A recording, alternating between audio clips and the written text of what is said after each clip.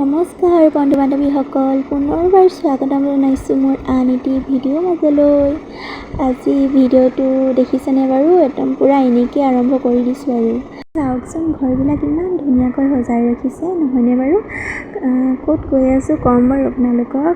মানে সদায় কল কৰি মাতি থাকে তোমালোক আমাৰ ৰুমত আহা, কিন্তু আমিহে যাব নোৱাৰোঁ। সেয়ে ভাবিলোঁ আজি গৈয়ে আহোঁ।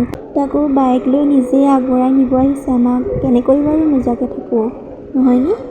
আমি এতিয়া আহি পাবহিয়ে হৈছে আৰু আজি আমি আহি আছোঁ গগৈদা ৰুমলৈ, মানে গুণিন্দা ৰুমলৈ।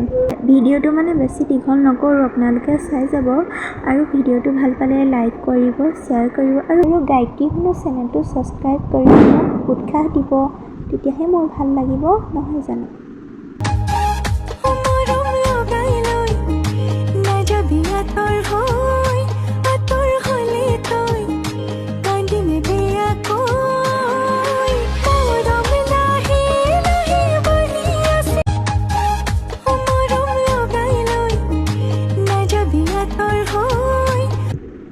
এতিয়া আহি গুণিন্দাৰ ৰুমত সোমাইছোঁহি।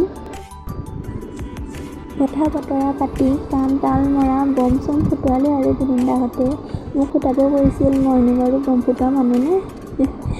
ফটো চটোকে মই মাৰিলোঁ আৰু বাকীখিনি ভিডিঅ' নকৰিলোঁ আৰু আলহী ফুৰিব আহিছোঁ যেতিয়া খানাটো মেইন হ'বই নহয় জানো?